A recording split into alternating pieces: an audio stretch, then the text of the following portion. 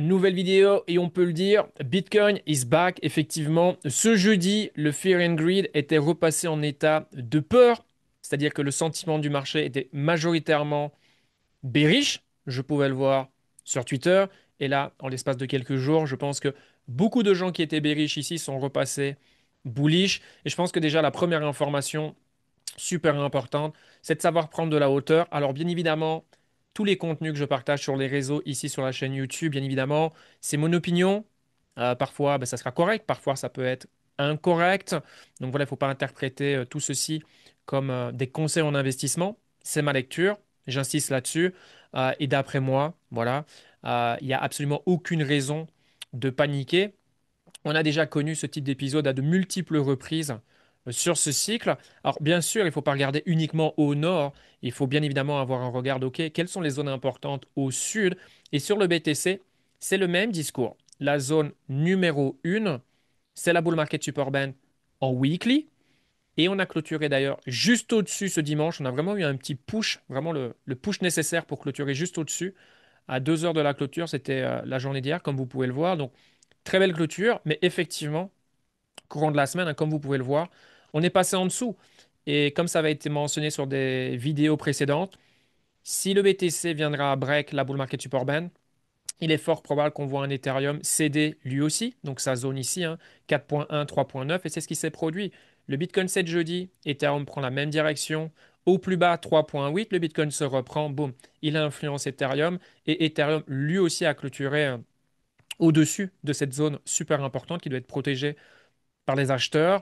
Et si on a un BTC dans les prochains jours, les prochaines semaines qui viendra retester sa bull market support band, on va reconnaître fort probablement le même épisode. Et si on a un BTC qui vient à céder la bull market support band vraiment pour de bon et qu'on passe du temps plusieurs jours d'affilée, il est fort probable que le prochain stop pour Ethereum, ça soit le prolongement de la bull market support band, donc 3.7, 3.5, c'est fortement sur la table, encore une fois dans un scénario où le BTC viendrait à céder la bull market support band et à rester plusieurs jours en dessous de ces niveaux. La réelle raison où on peut en fait être bearish, c'est si on a une clôture weekly en dessous de notre SMA 50 en weekly. Là, il y a de réelles raisons de se dire, OK, est-ce que le cycle ne serait pas terminé? Est-ce que le plus haut atteint, pour le coup ici, en août, ce serait pas le top? Tant que ça n'arrive pas, la musique, elle peut continuer. La tendance long terme, elle est toujours la même. Et comme vous pouvez le voir, on est aux alentours des 100 000 dollars. Donc voilà, ça c'est la situation en ce qui concerne le BTC. Bien évidemment, on pouvait se poser la question, est-ce qu'on allait faire un nouveau plus bas par rapport au prix avec lesquels on a démarré le mois, hein. Donc le 1er septembre, on en a déjà pas mal parlé hein, avec cette semaine, dernière semaine du mois d'août, ce qui nous a fait démarrer ce mois de septembre avec un BTC aux alentours de 107 400, 107 500 dollars, quelque chose comme ça. Bon là, forcément, les probabilités sont très importantes pour que effectivement ça soit le point bas. Donc on aura pour la toute première fois en année post-halving, un mois de septembre vert, comme on avait eu août, hein. Août à chaque fois, c'était vert et il a terminé rouge. Bon, on pourra dire qu'on a malgré tout fait un nouveau plus haut. Septembre, logiquement, c'est rouge. Bah là, septembre sera vert. Alors, ça sera, on pourra en parler davantage dans les prochains jours, mais le mois d'octobre, historiquement, est un très bon mois pour la Bitcoin dominance. C'est un mois fort et avec la configuration actuelle, ça renforce ce scénario où, et j'en parle aussi depuis maintenant plusieurs semaines, c'est où on voit la dominance Bitcoin regagner du terrain. Alors je sais que pour beaucoup de gens, excusez-moi mon langage, ça fait chier, puisqu'il y a de plus en plus de gens qui parlent d'Alcon Season. Toutes les semaines, il y a un nouveau narratif qui explique pourquoi on est en Alcon Season. Je pense que les gens s'en rendent compte par eux-mêmes que ce n'est pas le cas, qu'il n'y a absolument aucune raison de se précipiter. Ça ne veut pas dire qu'il ne faut pas être acheteur. Non, chacun gère son portfolio comme bon lui semble. D'ailleurs, on voit de plus en plus de choses super intéressantes sur les altcoins. En priorité, sur le haut du tableau, pour faire simple, top 100. Il y a vraiment de semaine en semaine des choses de plus en plus sexy. Donc ça, c'est plutôt cool. Mais regardez la dominance Bitcoin. Elle a eu du mal et là, elle se reprend bien. Et voilà, je ne serais pas surpris qu'on regagne les 60% dans les prochaines semaines. Pourquoi pas durant la première quinzaine du mois d'octobre. Et si le Bitcoin est haussier, parce que j'insiste, en fait, c'est ça le truc. Peu importe, le Bitcoin, il peut aller au nord, il peut aller au sud, je m'en fous. La Bitcoin dominance, il est fort, fort, fort, fort probable. Elle va grimper. Voilà, ça c'est une information super importante. En tout cas pour moi, voilà, elle est importante sur comment je vais manager ma liquidité et le questionnement que je vais avoir dès que je peux repérer une opportunité par rapport à mon portfolio, ce qui est dedans. C'est tout à fait logique. Mais donc voilà, ici, on a un BTC à 114 300 $. On fait une très belle journée. On a fait également une très très très très très belle journée, une journée très solide sur le stock market. Voilà, notamment des stocks comme Robinhood qui ont encore fait de nouveaux plus haut, plus de 12%. Enfin bref, il y a pas mal de stocks qui étaient on fire pour démarrer la semaine et terminer ce mois de septembre. Maintenant, pour rester ici sur le Bitcoin et les cryptos, voilà, c'est encourageant. On repasse au-dessus. Très fort probablement, là, on va clôturer dans quoi? Allez, dans 2 heures, on va peut-être repasser au-dessus de notre moyenne mobile 50. Donc ça, c'est plutôt cool. Sur le court terme, pour le BTC, voilà, le scénario reste le même en fait. Le plus probable, c'est de voir Bitcoin faire de nouveaux plus hauts, prochains jours, prochaines semaines. Très difficile de timer le marché, bien évidemment. Je l'ai partagé dans mon Telegram. Si je dois me mouiller, encore une fois, c'est un exercice très difficile. Mais par rapport à comment je vois les choses, je ne serais pas surpris qu'on ait un BTC qui fait de nouveau au plus haut entre le 15 et le 30 octobre, voire première semaine du mois de novembre. Donc voilà, nouveau plus haut sur le BTC. Et ensuite, Ethereum derrière, avec quoi? Une semaine d'intervalle peut-être, faire à son tour un nouveau plus haut. Et voilà ce qui se passe ici sur Ether. Franchement, c'est le scénario souhaité.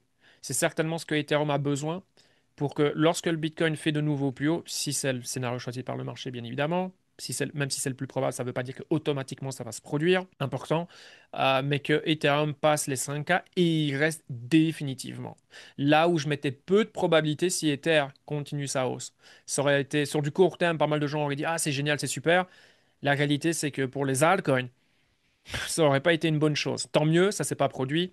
Donc là Ethereum, bah voilà, consolide, baisse, super. Alors, est-ce que ça peut être pas être mieux si on reviendrait, voilà, toucher la bull market super band, y passer un petit peu de temps avant de repartir? Peut-être. Après, encore une fois, tout ne peut pas être parfait. Déjà là, ce qui se passe, c'est vraiment très très bien.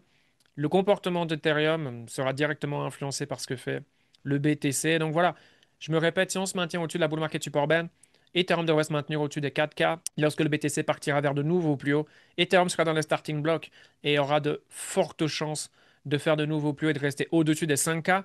Et donc, les probabilités d'être en Alcon Season seront très, très, très importantes. On peut voir ici, ça c'est le plus haut pour Ether. Donc son plus haut avait été réalisé le dimanche 24 août. Et c'est le bottom.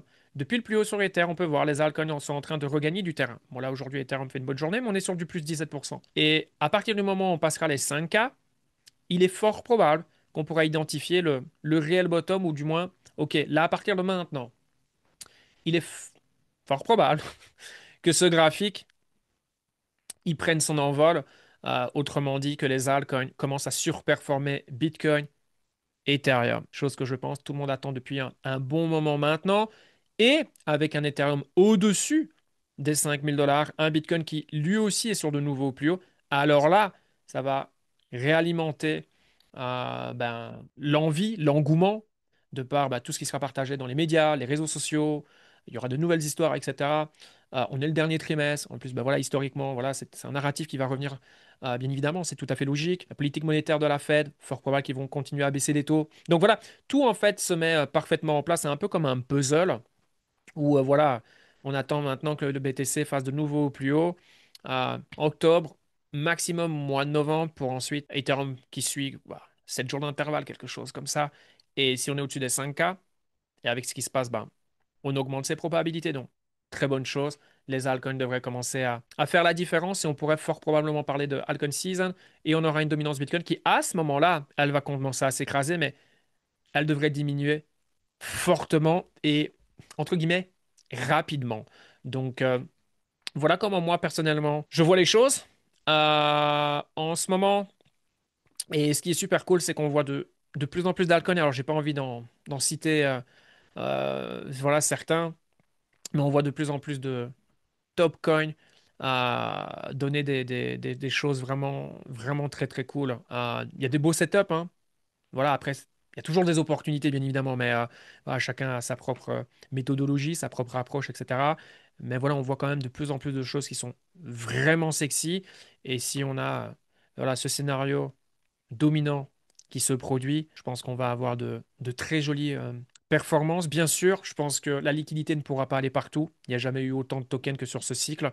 Donc voilà, attention à ne pas anticiper une hype sur un narratif alors qu'il y a pas de signe encore. Je pense que ça, c'est un énorme risque et qu'il vaut mieux se concentrer sur les narratifs où il y a déjà une hype existante, avec un potentiel que cette hype, bah, elle s'intensifie. Si la masse revient, que l'euphorie est en train d'arriver sur le marché, d'autant plus qu'avec les différents narratifs qui sont plutôt hot, il y en a facilement 5, 6, 7, je veux dire, il y a de quoi faire. Il y a de quoi faire très largement. Et il y aura des nouveaux narratifs, bien sûr, qui seront éphémères, d'autres qui dureront toute la durée de la season, peu importe combien de temps il durera, quelques semaines, quelques mois. Voilà, ça aussi pour moi, c'est une information qui est importante, c'est d'avoir ok, identifié les narratifs qui sont forts et qui durent tout au long d'une Halcon Season, qui sont plus faciles à négocier que les narratifs éphémères, où là, bah, bien évidemment, c'est tout un art de savoir bah, être pas forcément le premier, mais être dans les premiers. Voilà, il y a quand même moins de risques quand on arrive dans les premiers que le premier. Ah, mais surtout, c'est de savoir sortir au bon moment. Et ça, on en parle très rarement quand on a l'outcome season parce que principalement les gens ils font qu'une chose, c'est appuyer sur le bouton buy, buy, buy, buy, ne veulent pas appuyer sur le bouton rouge parce que ben, le monde autour de nous nous dit que ça va continuer à monter, monter, monter, monter et c'est là où on atteint des niveaux d'euphorie et c'est cette psychologie, hein, ce niveau-là qui amène les prix à monter, à monter, à monter, mais à un moment donné c'est compliqué quoi. À un moment donné ça cale, ça va difficilement continuer à toujours aller plus haut. Donc voilà ce que je souhaitais vous partager. Très rapidement, la bourse est très très bien, hein. La bourse qui continue de bien avancer. Est-ce qu'on va avoir un ralentissement au mois d'octobre? Très curieux. On a eu vraiment certains stocks qui ont fait une grosse journée. Bon, les magnifiques, les 7 magnifiques. Bon, Nvidia qui prend 2%, donc très belle journée. Sinon, voilà, c'est pas forcément les 7 magnifiques qui ont performé à l'ouverture cette semaine, ce lundi, mais des stocks en particulier dans toute ma liste. Il y a quand même eu des grosses choses. Bon, Robinhood, bien évidemment, voilà, je pense que c'est une action que de plus en plus de gens vont suivre de près. Bon, forcément, voilà, c'est pas un conseil d'investissement, mais voilà, je serais pas acheteur, même si, voilà, je pense que Robinhood va sortir un très gros troisième trimestre. Le quatrième peut être même encore mieux avec la folie et si l'euphorie revient sur les marchés. Robinhood, bah, serait un des premiers à en bénéficier. Donc je pense que le stock, il a encore du jus, bien évidemment. Et il y a des stocks comme ça. Palantir, Robinhood, voilà, c'est peut-être le top 2. Bon, le culte qui est en train de se développer avec Open Door, d'un point de vue des retails. Voilà, c'est des stocks qui peuvent surprendre les prédictions. Mais voilà, je pense qu'ici, acheter, c'est assez dangereux. Comme vous pouvez le voir, on est sur des plus hauts historiques. On a fait un plus 12% aujourd'hui. Parce que voilà, on a eu les chiffres concernant la nouvelle verticale et les marchés de prédiction. 4 milliards ont déjà été réalisés, c'est énorme. En même temps, voilà, beaucoup majoritairement, c'est les nouvelles générations qui sont sur Robinhood. Ce type de profils sont principalement eux qui bettent hein, sur les événements de sport ou sur les événements macro. Bien que, attention, il ne faut pas croire, hein, les gens qui ont plus de 40 le font aussi. Hein. Mais le betting est en constante croissance, même en période de crise. Le bet, le gambling, entre guillemets, hein, ça connaît pas la crise. Et Robinhood est parfaitement positionné pour dominer, prendre une énorme part de marché dans ce secteur. Ils ont très très très très bien démarré.